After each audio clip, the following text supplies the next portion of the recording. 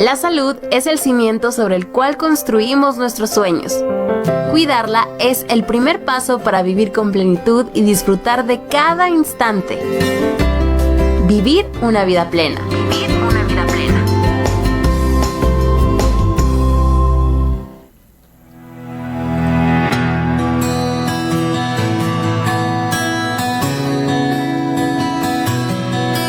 Amigos, qué gusto volvernos a encontrar acá en este espacio de la radio y también en las redes sociales y nuestro canal de televisión UR Play. Esto es Vida Plena del programa Buenos Días Unión Radio. Como está programado para hoy, tenemos un tema muy bonito, muy interesante, instructivo. Y el objetivo de este programa es siempre brindarle a usted herramientas, información para que usted pueda vivir de una mejor manera. Usted pueda vivir saludable. Hablamos acá de temas de salud física y también de salud mental. Hoy nos vamos a concentrar en el lado de la salud mental y para ello, les voy a dar el título. Hoy hablamos sobre la salud mental en familiares de pacientes con cáncer o enfermedades crónicas. Y para ello, pues tengo el gusto, el privilegio de contar con la presencia de una experta. Ella es Alexandra Aceituno, ella es psicóloga y viene representando a la Fundación Amar Ayudando. Así que vamos a darle la bienvenida a este espacio a nuestra invitada. Buenos días, bienvenida a Unión Radio y el programa Vida Plena. Hola Eddie, pues muchas gracias por la invitación y pues muy buenos días a todos y esperamos que esta temática pues llene las expectativas y cubra las necesidades de todos. De acuerdo, nos gustaría que usted por favor nos pudiese contar así brevemente la fundación a la que usted representa y luego pues vamos a ir desmenuzando el tema de hoy. Sí, claro. Bueno, Fundación Amar Ayudando es una fundación que se dedica a brindar cuidados paliativos para pacientes con enfermedades crónicas. Trabajamos en dos áreas, digamos, una es específicamente el control de síntomas para pacientes que aún tienen un tratamiento para curar, llamémosle, o modificar la enfermedad. Si hablamos del cáncer específicamente, pacientes que aún están en quimioterapia o en radioterapia, por ejemplo. Si hablamos de una enfermedad renal, pues un paciente que aún está con una diálisis, por darles una idea, ¿verdad?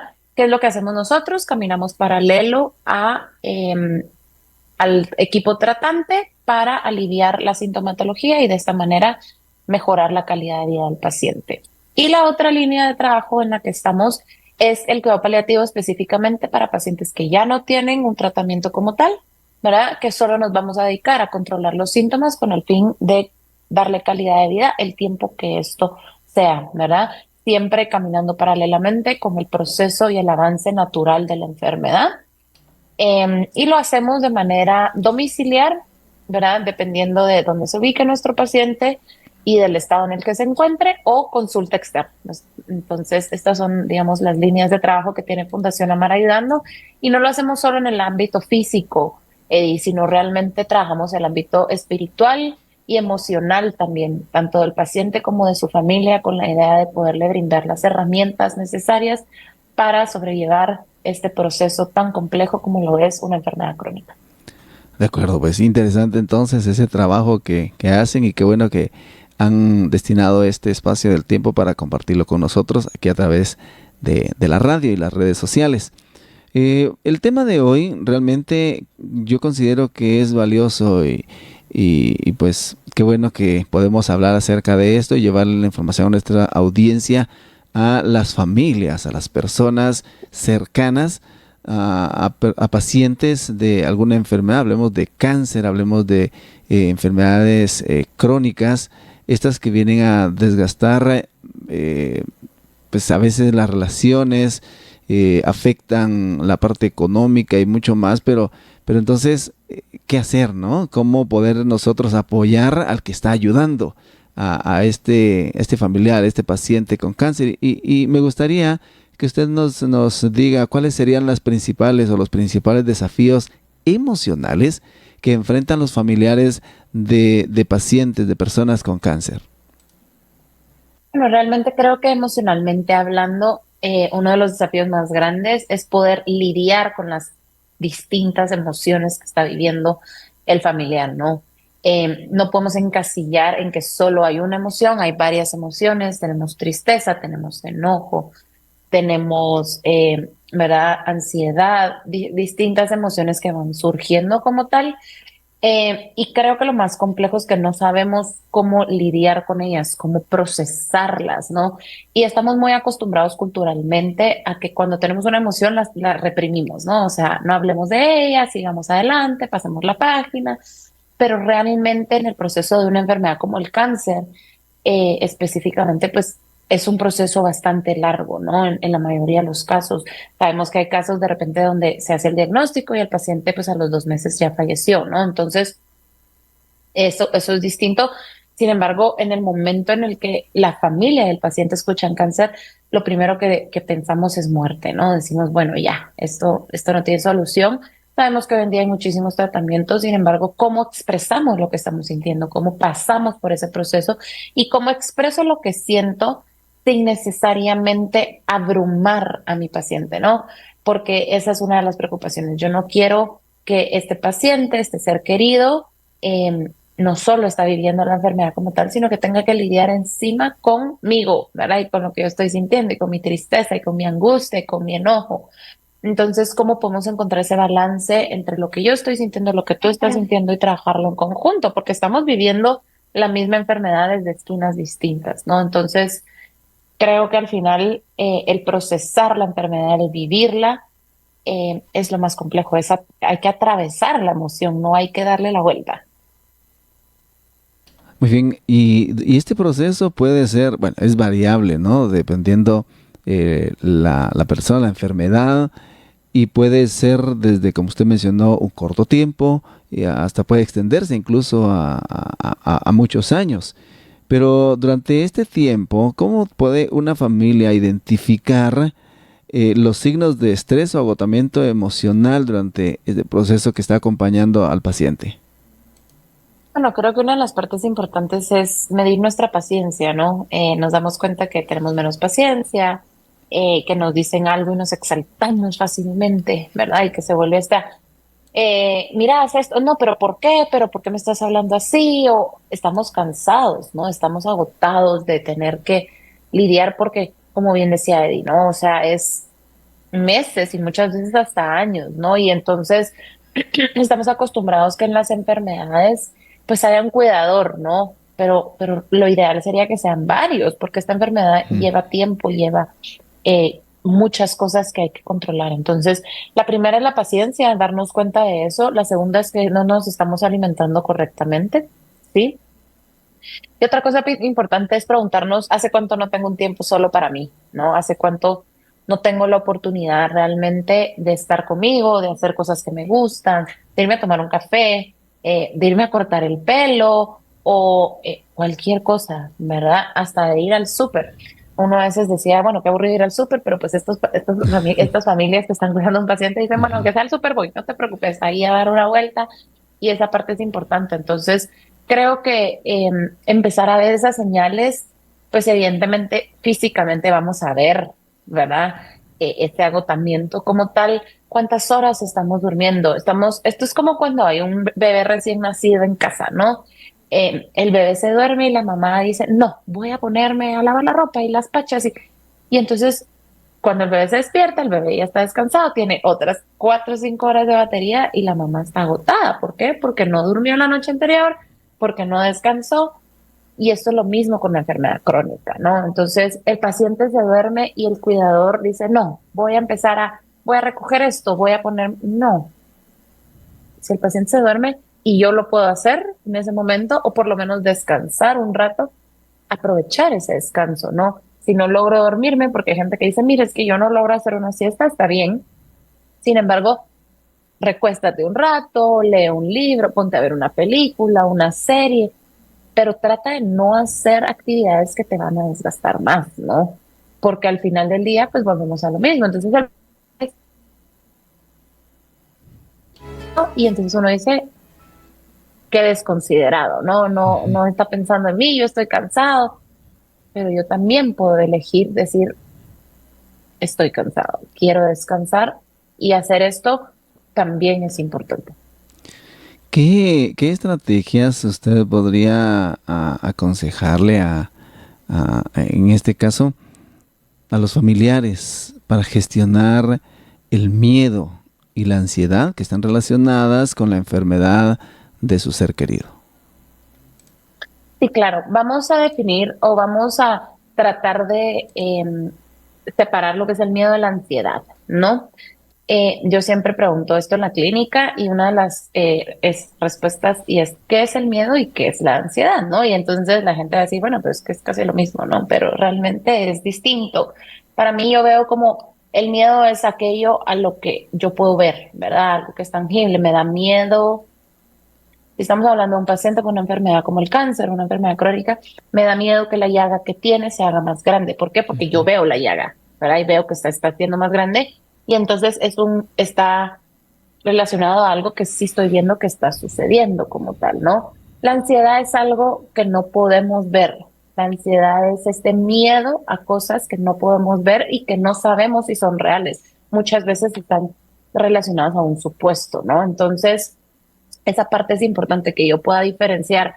Ok, me da miedo que se vuelva digamos, que vuelva a faltar el aire al paciente, ¿no? Entonces, ahogar, perdí la palabra, pero ahogar. Entonces, realmente, ¿por qué? Porque ya tuvo una crisis como esta, ¿no? Porque realmente mi familiar ya estuvo en estas circunstancias. Entonces, en el caso específico, estos casos que ya vivimos previamente en una crisis física de nuestro paciente, ¿qué podemos hacer? Es prepararnos, ¿no? Bueno, doctor, dígame, si este paciente vuelve a estar en estas circunstancias, si mi familiar vuelve a estar en esta circunstancia, ¿qué puedo hacer, no?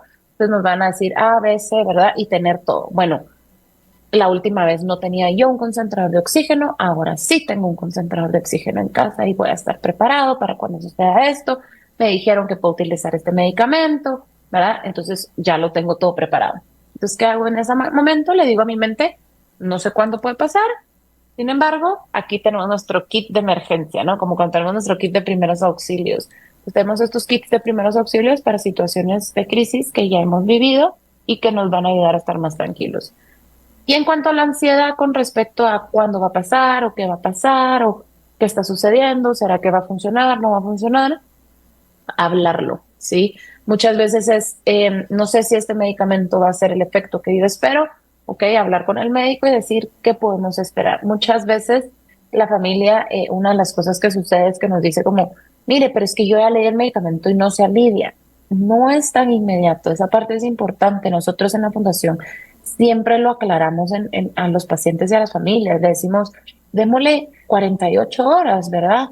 Al medicamento. ¿Por qué? Porque le damos tiempo a nuestro organismo a procesarlo, a ver cómo funciona, ¿no? Entonces, eso nos va a ayudar bastante en ese aspecto. Y en cuanto específicamente al proceso emocional, yo siempre digo, al hablarlo estamos desenredando todo, ¿no? Al final la emoción se vuelve como esta bola de estambre que está hecha una pelotita y que tenemos que ir jalando poco a poco, poco a poco, poco a poco. Y entre más hablemos lo que estamos viviendo, pues más fácil va a ser procesarlo porque vamos a empezar a entender y nos vamos a dar cuenta que no solo yo como cuidador en este momento estoy pasando por esto, sino que también la otra persona está viviendo esto o incluso el mismo paciente, ¿no? Tenemos miedo de decirle al paciente que estamos preocupados por ellos porque no queremos angustiarlos más, ¿no? Pero nos vamos a dar cuenta que cada quien está sufriendo en su esquina y que pues no es como que vamos a dejar de sufrir porque pues evidentemente está la enfermedad como tal, sin embargo, vamos a poder procesarlo y poder decir, bueno, sabes, yo también estoy en esta circunstancia, ¿qué podemos hacer? Y por supuesto que si sentimos que la emoción y el sentimiento está sobrepasando nuestras capacidades, buscar ayuda. No estamos acostumbrados a levantar la mano y decir, necesito ayuda de un profesional, necesito a alguien que me pueda orientar y decirme qué hacer, qué decir o por dónde irme, ¿verdad? Con respecto a lo que estoy viviendo. Ahora, en el afán de tener cómodo, de tener bien cuidado al paciente, los familiares podrían irse al extremo de pues, dedicar todo el tiempo, toda la atención a esa persona y no está mal, porque ese es el objetivo de estar allí cuidándolo. Sin embargo, la pregunta que quiero hacerle, licenciada, es cómo la familia puede crear ese equilibrio entre el cuidado del paciente y el cuidado de sí mismo, como persona, como individuo. Sí, yo creo que, no sé si han escuchado que hoy en día está este boom del 80-20, ¿no? En cuanto a la salud física y a la alimentación. Yo creo que tenemos que encontrar ese punto. Creo que darle a nuestro paciente también su autonomía y su independencia es importante, en especial cuando todavía la tiene, ¿no? Porque recordemos que conforme va avanzando la enfermedad, puede ser que este paciente vaya perdiendo más esta independencia y queremos cuidarlo, pero no podemos estar encima de ellos todo el tiempo porque pues al final también se cierran, ¿no? Y también dicen como, ay, no, yo ya estoy cansado, ya no quiero escucharte, ya, dame mi espacio. Y entonces empiezan hasta a tener problemas entre ellos, ¿no? Como a pelearse y a decir, ya no tú no sos agradecido, no estás viendo lo que estoy haciendo por ti, pero también escuchar, ¿no? Una de las partes importantes que yo siempre le digo es, esto lo estás haciendo porque tú lo quieres hacer de buena voluntad, por supuesto, o porque tu paciente te lo pidió. No es que yo porque veo que, ok, pero pregúntale, ¿necesitas ayuda con esto? O aquí voy a estar si tú necesitas ayuda, como recordarle, ¿no? Y darle esa oportunidad al paciente por decir, ¿sabes qué? Sí lo necesito en este momento, sí necesito tu apoyo, sí necesito. Y eso nos va a ayudar bastante, ¿no? Yo creo que una de las cosas que más se afecta en este proceso de la enfermedad es la comunicación.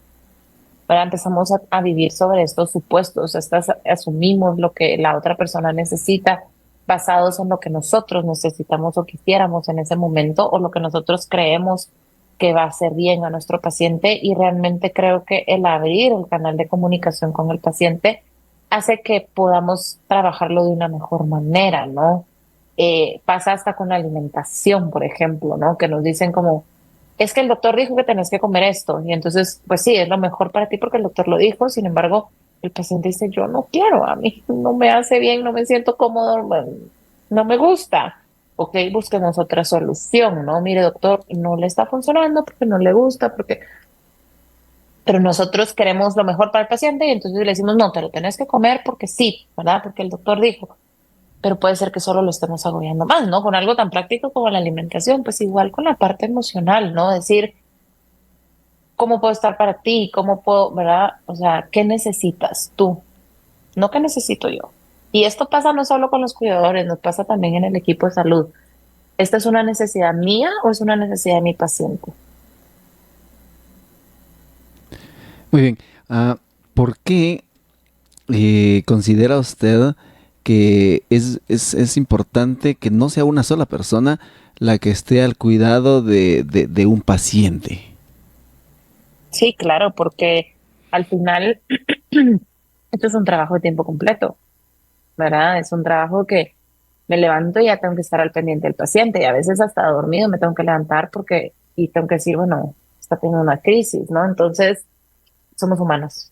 Y creo que esa es la parte más importante, se nos olvida que somos humanos y se nos olvida, o sea, estamos preocupados por un ser humano y olvidamos nuestra propia humanidad. Entonces, al trabajar en equipo nos ayuda muchísimo. Entonces, si esto es como un trabajo no remunerado, por supuesto, pero es un trabajo. Entonces, pues necesitamos horarios, necesitamos apoyo. Entonces yo siempre les digo a las familias, ok, siempre va a haber alguien que va a poder dedicar más tiempo al paciente. Está bien, eso lo entendemos. Sin embargo, ¿qué pasaría si, digamos, en una familia vamos a poner una situación hipotética maravillosa, ¿no? Son 5. Entonces viene esta persona que se hace cargo todos los días, pero todas las tardes hay alguien más, ¿no? Entonces esta persona está todo el día y en las y 4 tardes a la semana puede ir a hacer cosas que quiere, puede dedicarse a sí mismo y entonces nos ayuda, ¿no? Luego tenemos que citar 4 personas extras fines de semana, ¿no? Entonces esta persona no es que está de lunes a domingo, ¿verdad? Sino que, ok, tengo este fin de semana para mí, para hacer cosas con mi familia, para hacer cosas que yo quisiera. Yo he tenido situaciones en las que las familias me dicen, mire, yo ni siquiera tengo 3 años de no salir de la ciudad porque tengo miedo por mi paciente. Entonces, detenemos nuestra vida, ¿no? Detenemos y decimos que sigue para mí, ¿no? Y eso, si lo vemos, si nos cuesta verlo a través de nuestros propios ojos, veámoslo a través del paciente. Si yo sigo teniendo una vida paralela a cuidar a mi ser querido, le quito un poco esa presión también a mi paciente. ¿Por qué? Porque ellos a veces dicen, no, es que mira, yo estoy preocupado por ti, porque no, pues hace mucho que no haces cosas para ti. Entonces encontramos ese balance. Si no lo vamos a hacer a través de hacerlo por mí, hagámoslo por la otra persona, ¿no? Entonces, por eso es importante también, y porque a la hora de tomar decisiones, creo que eso también es importante, ¿no? Es importante el poder escuchar lo que otros quieren decir, lo que el paciente piensa. Bueno, ¿tú qué piensas de lo que él está decidiendo? ¿Será que nos vamos por ese camino? ¿Será que nos vamos por el otro? De acuerdo. ¿Qué complicaciones, hablando desde el aspecto emocional o psicológico, podría llegar a tener una persona que está que es prácticamente llevada a un extremo de concentrarse en el paciente y descuidar su individualidad? ¿Hasta dónde podría llegar una persona sometida a esta presión? Bueno, yo creo que empezar por lo básico como que puede tener este desgaste, como burnout, ¿verdad? Cuando nos pasan el trabajo. Y esto lleva a sintomatología depresiva, ¿verdad? A no querer hacer las cosas. Encontramos estos familiares que llegamos y siguen en pijama, pero no porque no, o sea, no porque no tuvieran un día productivo, sino porque, sabes que no voy a pensar en mí, o sea, no me dio tiempo de bañarme, ¿verdad? O sea, entre que me levanté y le preparé el desayuno y lo arreglé a él y de repente ya llegó la hora del almuerzo. Entonces, eso es un punto importante, ¿verdad? En que se empiezan a descuidar, en el que dejan de dormir también, ¿no? Eh, Creo que la depresión o síntomas depresivos como tal es una de las sintomatologías más fuertes que podemos encontrar en familiares porque no están procesando lo que están viviendo. Es como que estuvieran en un modo automático, siento yo, están, continúan y continúan y continúan y continúan. Y creo que eh, yo lo comparo muchísimo como cuando, como les decía hace un momento, ¿no? Con esta parte de cuando hay un bebé recién nacido en casa. ¿Por qué? Porque al final estamos para esa persona de una manera genuina, de una manera natural, ¿verdad? Porque lo queremos, porque queremos lo mejor para esa persona, pero en muchos casos esa persona no puede valerse por sí misma. Entonces eso hace que el trabajo sea más difícil, ¿no? Eh, Hablábamos hace un momento antes de iniciar la entrevista, ¿no? Como que a veces uno tiene que acostarse temprano porque es lo mejor, pero no lo hace porque hay mil cosas que hacer. Y yo digo, bueno, pero si se tiene uno que acostar a las 9, es lo que digo, si el paciente ya se durmió, detrás de él me duermo yo porque es el ideal, ¿no? Em, pero las personas no lo hacen. Entonces, el cansancio exacerba la sintomatología en todos los aspectos, ¿verdad? Entonces, me siento más ansioso también, ¿verdad? Algo que era muy pequeñito, como estoy cansado, se hace más grande, ¿verdad? Pero mira, ¿por qué te estás poniendo así? Si solo hace falta el medicamento y ya viene en camino. No, pero es que, o sea, es porque no logro dimensionarlo de otra manera más que lo veo como algo y porque me empiezo a sentir culpable, porque digo, yo debía haber puesto atención. Y eso es un punto importante. Yo digo, ok, hay personas que quieren ser parte del cuidado del paciente y no tienen el tiempo, el espacio, pero ¿qué pasa si me convierto en la persona que, mira, me quedan 5 pastillas, me haces favor de llamar a la farmacia? Parece algo tan ridículo, ¿verdad? Pero algo que puede ayudar muchísimo al cuidador a decir, ok, yo ya no me tengo que hacer cargo de eso, ¿verdad? O por ejemplo, quién nos lleva y quién nos traiga al doctor, ¿no? También esa parte es importante. Entonces, creo que el tener un espacio para expresar las emociones hace que la emoción sea menos intensa cuando la vivimos, porque no la reprimimos, no dejamos que estalle, ¿verdad? Entonces, creo que eso es lo que más vemos, este agotamiento, este burnout de parte del paciente, del familiar, perdón, que exacerba el síntoma depresivo, de tristeza, de ansiedad, de enojo. Esto es lo que más nos encontramos, familiares enojados, enojados hasta con el paciente. Dicen, pero ¿por qué estoy enojado con mi paciente si él no tiene la culpa? Sí, porque como seres humanos necesitamos encontrar una relación, ¿no? Y decir, bueno, es que no te cuidaste y por eso estamos aquí y no te querés tomar la medicina. Entonces, todo este proceso. Pensaba, por ejemplo, en el celular, ¿no? De tanto uso, la batería se va descargando. Y creo que así estaríamos hablando acerca de la situación emocional del cuidador, del familiar, de este paciente, y necesita la recarga. Y creo que justamente para eso es este programa, para brindar las herramientas y los consejos necesarios de tal forma que los familiares también tengan ese espacio de recarga para volver con más energía, con más ayuda, con una mejor actitud. Pero tenemos mucho más para platicar acerca de esto. En el segundo bloque tenemos que ir a una pausa. Amigos, hoy estamos hablando acerca de la salud emocional de los familiares de un paciente con cáncer o una enfermedad crónica, y para ello nos acompaña hoy Alexandra Aceituno. Ella es psicóloga de la Fundación Amar Ayudando. En el segundo bloque usted podrá hacerle preguntas a ella. Así que atento y atenta, porque vía WhatsApp usted puede compartirnos sus inquietudes, sus dudas, para trasladárselas a nosotros en su momento a ella. Quédese, ya regresamos. La fortaleza se construye un paso a la vez. No tengas prisa, confía en el proceso y sigue adelante. Buenos días, Unión Radio. En el Progreso y el nororiente de Guatemala, en la 105.5 FM, conectan con la esperanza en Dios. Somos Unión Radio, la voz de la esperanza, siempre cerca de ti. ¿Buscas historias que inspiren y te conecten con personas de todo el mundo? Entonces, Mundo Adventista es para ti. Cada semana sintoniza Unión Radio para descubrir cómo la Iglesia Adventista del Séptimo Día está llevando esperanza y transformando vidas en los rincones más remotos del planeta. Desde proyectos de servicio comunitario hasta iniciativas misioneras, te mostraremos cómo la fe adventista une a millones de personas en un solo propósito: compartir el amor de Dios. Únete a nosotros los viernes a las 7 de la noche y los sábados a las 9 de la mañana. Descubre cómo tu historia y la de millones más es parte de un plan mucho más grande. Mundo Adventista, tu ventana al mundo de la esperanza.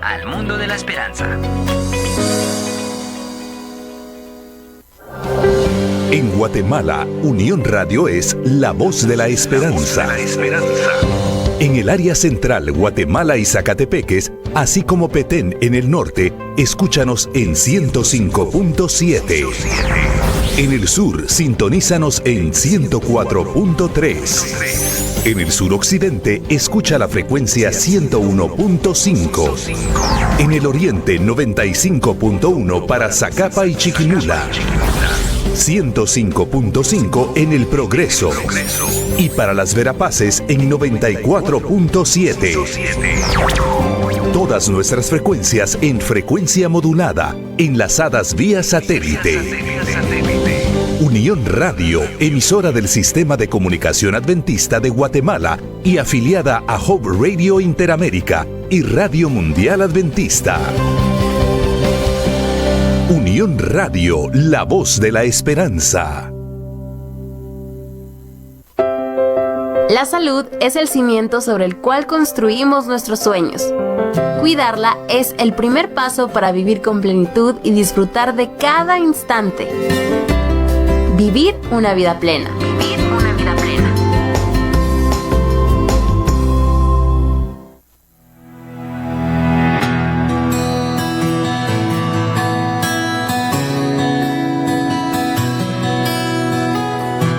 Queridos amigos, estamos presentándoles Vida Plena aquí a través de Unión Radio, redes sociales y a través de nuestro canal de televisión UR Play. Les recuerdo la vía de comunicación aquí a cabina, donde usted puede enviar sus preguntas, y los teléfonos son 23 69 2509, repito, 2369-2509. También está el 2369-6084 y vía WhatsApp a través del 3240-3176. Estamos transmitiendo a través de Facebook y a través de nuestro canal de YouTube, Unión Radio Guatemala. Hoy con nosotros Alexandra Aceituno, ella es psicóloga de la Fundación Amar Ayudando. Estamos teniendo esta conversación interesante acerca de la salud mental de los familiares que cuidan a un paciente con cáncer o con alguna enfermedad crónica. Ya hemos visto en la primera parte por qué es importante tener espacio para cuidado personal, para atención de sí mismo, de las personas, atender esa humanidad, como decía la licenciada, cuidando a un humano, pero nos olvidamos de la humanidad del cuidador. Quisiera preguntar, ¿qué tipo de apoyo, licenciada, psicológico, emocional es más efectivo para los familiares que están atravesando esta situación? Creo que una de las partes importantes, Eddie, es que podamos tener un espacio para ellos, ¿verdad? Recordemos que su día a día se convierte en cuidar de este ser querido. Entonces, el simple hecho de poder ir a terapia, ¿verdad? Yo siempre digo que el asistir a terapia es 1 hora para nosotros mismos. Realmente no es tanto a la semana. O sea, si nosotros hacemos la matemática, y ahí vienen todos nuestros matemáticos que nos están escuchando, ¿verdad? Son 168 horas a la semana las que tenemos. Y 1 hora a la semana para nosotros no es nada. O sea, realmente no es nada, porque nos hace darnos cuenta que podemos hablar de lo que está sucediendo, ¿verdad? O sea, realmente no es ni el 1% de nuestra semana. Entonces, si buscar estos espacios, yo siempre digo, pues, busquen apoyo emocional, ¿verdad? En sus comunidades, muchas veces en las iglesias están estos grupos también, ¿verdad? Si no necesariamente es un psicólogo, o puede ser un líder espiritual también con el que podamos hablar, en donde no necesariamente vamos a tener como esa retroalimentación de un profesional en la salud mental. Sin embargo, poder tener este espacio en donde nos sentimos escuchados, ¿verdad? Entonces, yo creo que eso es importante. También juntarnos con amigos, y creo que es también parte de ello. Siempre les digo a las personas, bueno, ¿hace cuánto no ves a un amigo? ¿Hace cuánto no sales a comer algo? ¿O por qué no has ido al cine? ¿Verdad? Algo que sea para nosotros también, ¿no? En donde nosotros podamos tener ese espacio. Entonces, recordemos que creo que lo más importante es encontrar el apoyo, tener a alguien, ¿verdad? Y ir a terapia. Como les digo, una hora a la semana no es ni el 1% de las 168 horas que tenemos en una semana. De acuerdo. ¿Y qué señales? ¿Cómo puede un familiar identificar que necesita realmente buscar de ayuda profesional para cuidar de su salud mental? Creo que lo más importante es, como hablamos en el bloque anterior, tengo mucho que quiero decir o mucho que está pasando en mi cabeza y no lo estoy logrando procesar. Eso es un punto. Estoy peleando con el paciente, estoy peleando con el médico, estoy peleando con mi familia. ¿Ok? ¿Por qué estoy peleando? Porque recordemos que la pelea es la fachada. Lo que está detrás es lo que nos interesa, ¿verdad? Y eso es lo que vamos a ver en terapia. ¿Qué otra? Estoy llorando todo el tiempo. Veo a mi paciente y me pongo a llorar. Vamos al médico y me pongo a llorar, ¿verdad? O sea, no estoy logrando procesar las emociones, simplemente las estoy sacando, pero no logro procesarlas, ¿no? Estoy preocupado todo el tiempo. Todo pienso es, el paciente está durmiendo y yo voy cada 5 minutos a ver si está bien, si está respirando, ¿verdad? Esos son señales, son alertas de decir, algo no está bien en mí, ¿verdad? Tengo que trabajarlo, tengo que hablarlo, tengo que procesarlo. Yo creería que estas 3 son importantes. No estoy aceptando la enfermedad. Yo sé que el aceptar la enfermedad y lo que estamos viviendo es un tema bastante fuerte y trascendental, llamémoslo así. Sin embargo, tenemos que entenderlo, ¿no? Aceptarlo no es rendirme. Y esa es una de las partes importantes que hablamos con las familias, porque nos dice, sí, pero es que yo no quiero aceptar lo que estamos pasando porque yo no estoy de acuerdo con lo que estamos pasando. Sí, pero si lo aceptas, vas a poder tomar el camino y entender la enfermedad y entender los medicamentos y ver que sigue, ¿no? Entonces, estoy negado y digo, no, no es cierto, no, no estoy pasando por esto, no, ¿verdad? Entonces creo que esa parte es importante, o si estamos todo el tiempo negociando también. Y esto habla un poquito de las etapas del duelo específicamente, porque al final el duelo no es necesariamente solo la pérdida física de esta persona, ¿no? Recordémonos que el duelo se puede vivir en diferentes momentos. El duelo es este proceso natural que vivimos a través de una pérdida, y estar viendo que nuestro paciente está perdiendo su salud, eso también es un duelo. Claro, y en este proceso de aceptación, licenciada, en este proceso de aceptación, ¿cómo puede la familia, los familiares, los cuidadores, mantener la esperanza y mantenerse motivados? Y cuán beneficioso es incluso para el mismo paciente de que sus cuidadores estén motivados mientras se enfrentan las dificultades emocionales de esa enfermedad. Claro, yo creo que eso es importantísimo. O sea, yo creo que es algo que no podemos perder, pero entonces confundimos un poco la esperanza con esta idea de algo que no es necesariamente real, ¿no?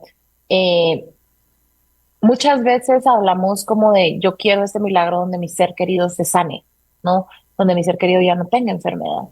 Y por supuesto, todos queremos eso, nadie quiere que nuestros familiares estén enfermos. Sin embargo, ¿qué pasaría si yo cambio el enfoque y me doy cuenta que quizás el milagro, ¿verdad? No necesariamente la sanación terrenal, sino puede ser el alivio de los síntomas, que mi familiar esté mucho mejor, ¿no?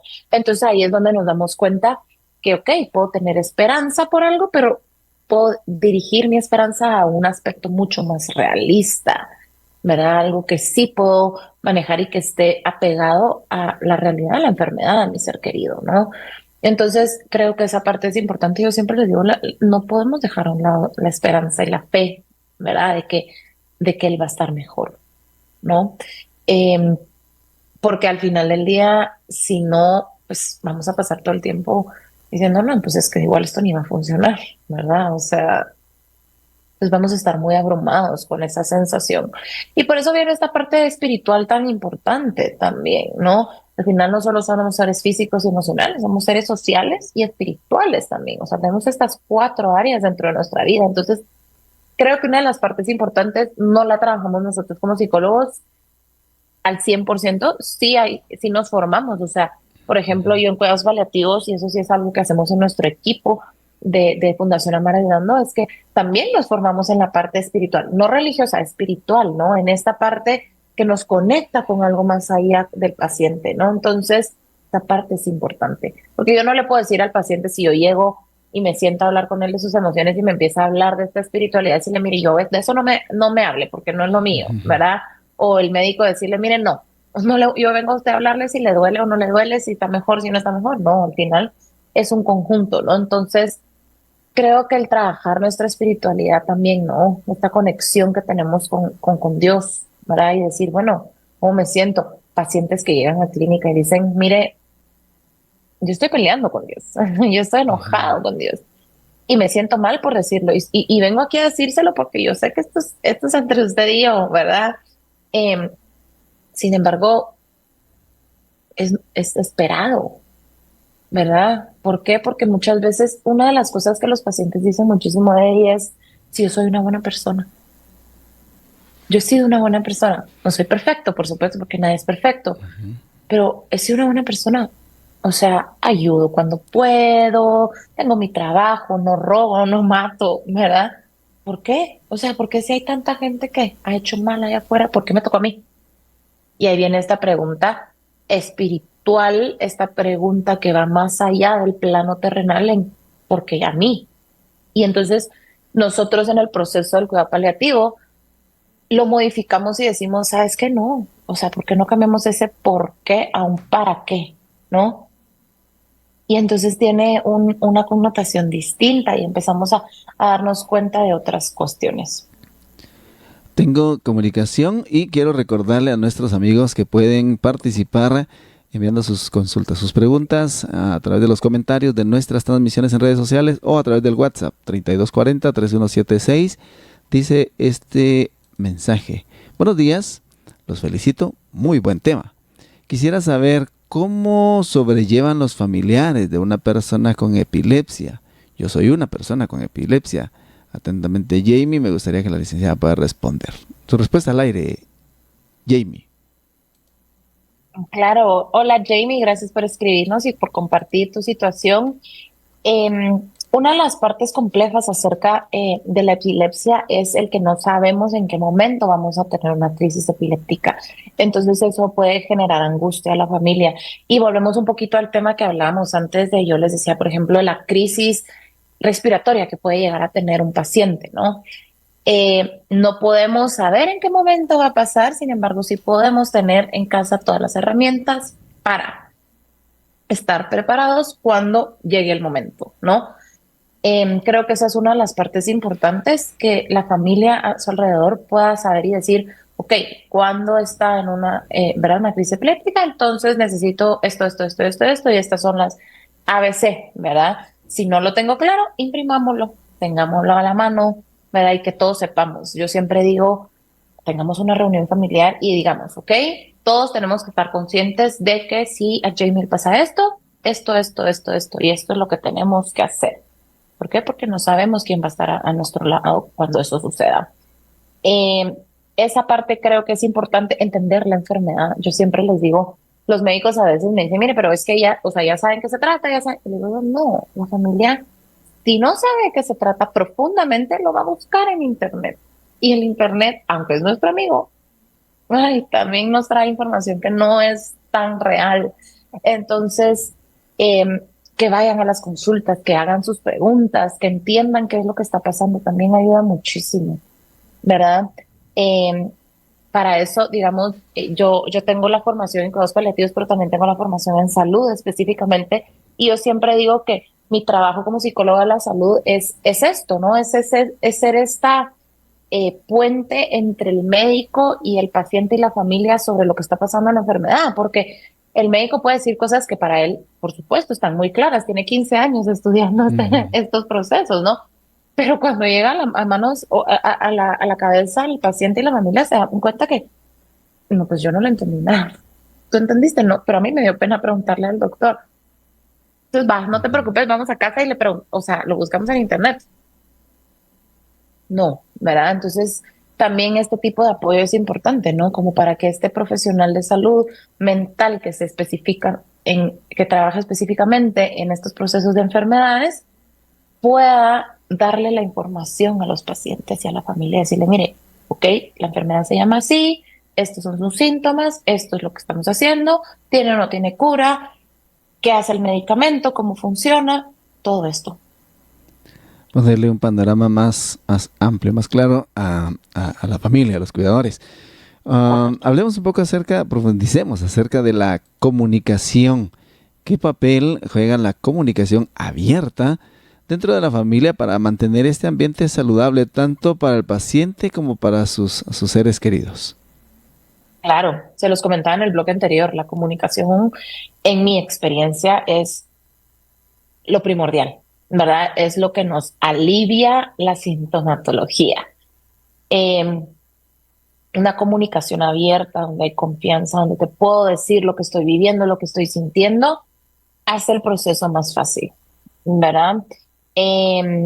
¿Por qué? Porque entonces tenemos la información clara. Puedo ir al médico y decirle, mire, no se tomó el medicamento por esto y esto, o estamos pasando por esto, o tengo miedo de esto, o estos pacientes que le están dando larga a regresar al médico, y nosotros decimos, mira, es que ya te toca tu consulta, y no entendemos por qué, y cuando abrimos la comunicación nos dice, es que tengo miedo de lo que me va a decir, me preocupa muchísimo que no haya funcionado. Entonces, creo que eso es lo más importante, porque entonces no andamos con secretos, porque los secretos cansan. Los secretos nos agobian, nos agotan. Entonces, realmente para mí creo que en todos los aspectos de la enfermedad, la comunicación es importante. Y no solo entre el propio paciente y su familia, entre el paciente, la familia y su equipo de salud. Yo siempre en la fundación decimos, esto es de ambas vías, no es nosotros damos y damos y damos información como equipo de salud, sino, ok, nosotros les damos la información y necesitamos su retroalimentación. Y les digo a los familiares, no hay mejor persona para entender el proceso o lo que está viviendo su paciente como usted. Usted lo ve todos los días y el paciente está viviendo la enfermedad. Entonces, su retroalimentación es importante para nosotros. Mire, el medicamento que le dejó no está funcionando. Ok, busquemos otra alternativa. O, ok, no está funcionando. ¿Cómo se lo está tomando? No, fíjese que no se lo está tomando con los horarios. Ok, entonces regresemos a los horarios. O, sí, se lo está tomando con los horarios y no está funcionando, busquemos otra alternativa, ¿verdad? Entonces, al final pasan días y los pacientes necesitan esa comunicación abierta en ambas vías, ¿verdad?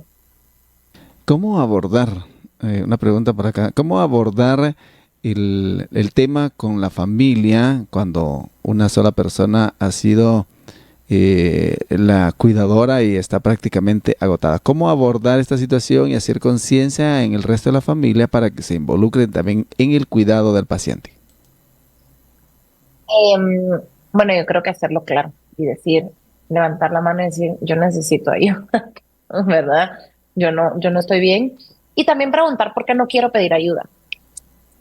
Ahí viene la parte interna de decir, no estoy pidiendo ayuda porque no quiero que piensen que ya no quiero cuidar de mi ser querido, que ya no me importa lo que está pasando o que me agobia. No, soy humano y me canso, ¿verdad? Mira, yo me canso. Yo les voy a decir que es impresionante. Yo lo hablo yo atiendo en la clínica a muchos residentes de medicina, ¿verdad? Que están pasando por sus procesos de su especialidad. Yo les digo, miren, parte de la salud de nosotros es hasta ir al baño, ¿verdad? Y ellos se ríen porque el que ha estado en un hospital sabe que a veces es muy complejo, ¿verdad? Porque hay que ver tantos pacientes, hay que hacer tantas cosas que uno ni siquiera va al baño. Entonces es impresionante. El índice se eleva de infecciones urinarias. ¿Por qué? Porque la gente deja de ir al baño. Hasta eso. O sea, eso pasa en los cuidadores, que hasta se preguntan como, ay, ¿será que fui al baño? O sea, como que hoy comí. O esas cosas tan básicas. O sea, si les pasa al equipo de salud, también le pasa al cuidador. O sea, se le olvida. ¿Por qué? Porque estoy pendiente de si mi paciente comió, si mi paciente durmió, si mi paciente fue al baño. Si... Ok, y ahora volteo y tengo que decir, tú fuiste al baño, ahora voy yo.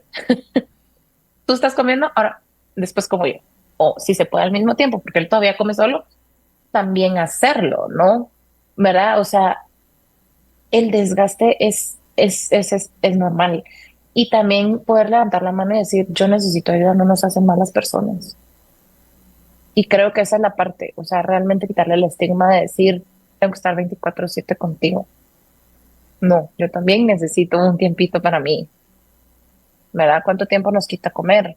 Y poderle decir a una persona cercana a nosotros, mira, apóyame y está conmigo. O mira, yo hoy quiero ir al médico, necesito ir al dentista. Ok. Pero es parte de una comunicación. Eso es algo que nosotros trabajamos, reuniones familiares, en donde hablamos y decimos, ok, ¿cómo van ustedes? ¿Cómo va el paciente? Pero ¿cómo va el cuidador? Pero ¿cómo podemos hacer? Yo siempre digo, bueno, y si no, hagamos un cronograma. Y entonces Juan viene a almorzar los lunes. Ok, entonces como tú vienes a almorzar los lunes, yo me voy. Y Pedro viene en las noches. Ok, perfecto. Entonces yo en las noches voy a hacer ejercicio, por dar una idea, ¿no? Y María me dijo que ella se puede quedar a dormir de sábado a domingo. Perfecto, yo me voy a mi casa si no estoy en mi casa, ¿verdad? O me desconecto un poquito de eso. Entonces, entender también las otras personas que están alrededor, que el poder brindar apoyo no necesariamente significa que, no, si ya me incluyeron, ya me voy a quedar aquí para siempre, no. O sea, nuestro apoyo puede ser 4 horas en un día o una noche en una semana. Organizarse como en turnos, por decirlo de alguna manera. Audelina de Echeverría dice, gracias por el programa, muy bueno, y saludos a todos los que están escuchando. Alexandra, ¿qué actividades o qué consejos podría darle usted a los familiares para mantener su bienestar emocional sin que se sientan culpables, porque ya dijimos, no es delito, por ejemplo, dedicarse un buen tiempo para tomar un buen almuerzo o para salir. ¿Qué consejos usted puede darles a estos familiares? Bueno, yo creo que lo básico, alimentación, hidratación, descanso, ¿verdad? Esos son el básico para todos en general. Ejercicio. Entonces dice, ¿pero a qué hora? ¿A qué hora hago ejercicio? Hoy en día, después de la pandemia, nos dimos cuenta que podemos hacer ejercicio en nuestras casas. Y si no puedo hacer el ejercicio en mi casa, caminar. Mire, usted tiene un jardín en su casa, ok. Salga y camine. Cada hora, 5 minutos. Cada 2 horas, 5 minutos. Despejarnos un poquito de eso.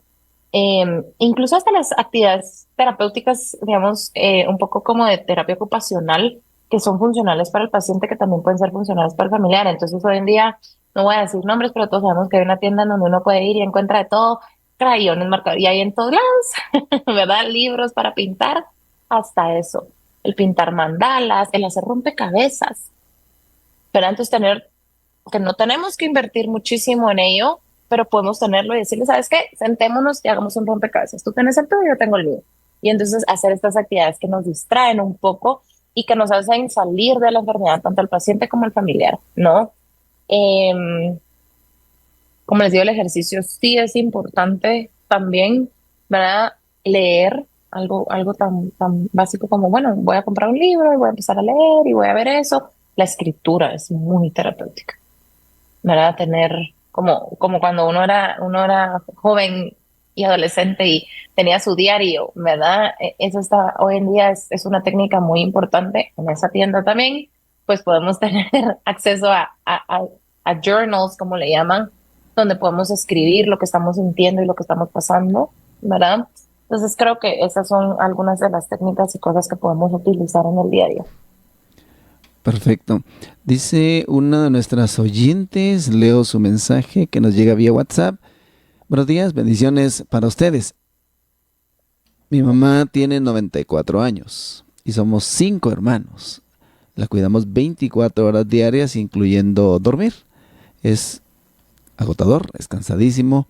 Yo voy para los 70 años y sé decirles que es difícil. Creo que es importante reunir a los hermanos.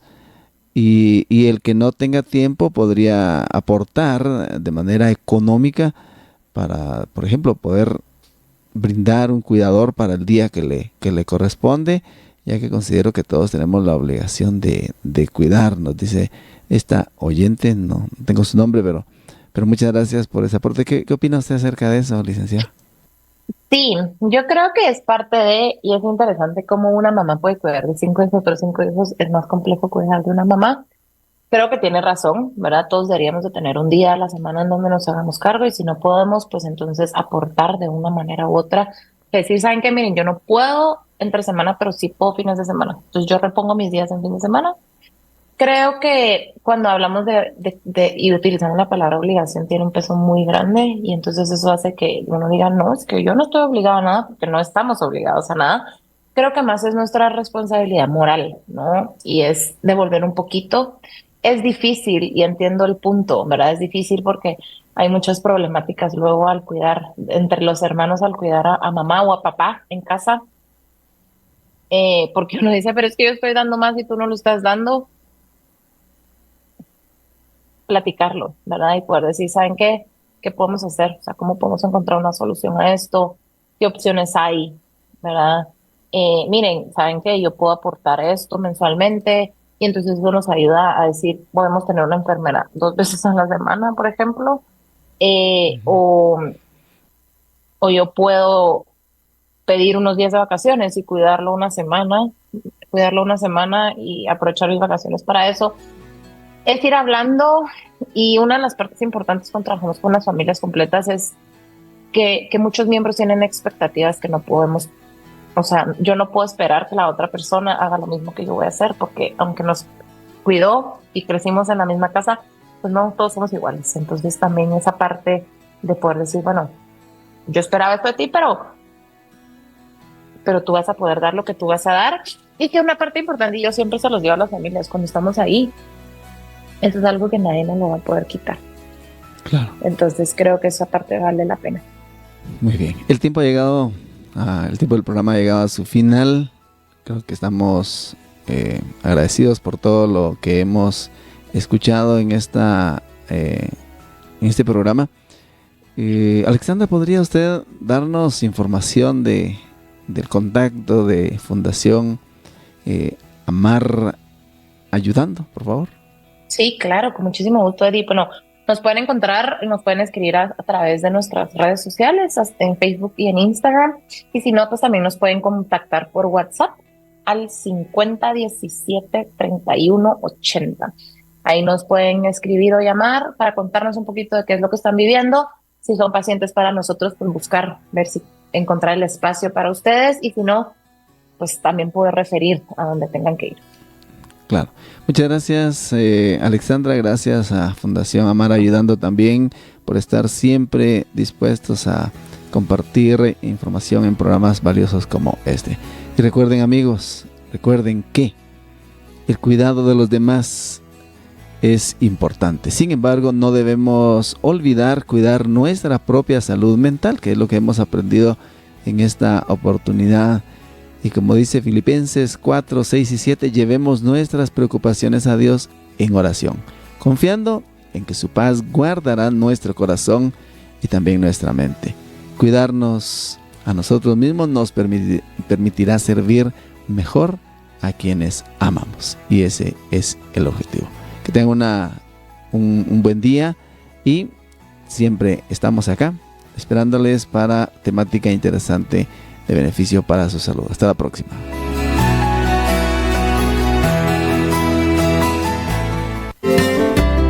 Deseamos que la información y consejos compartidos hoy te ayuden a construir una vida plena.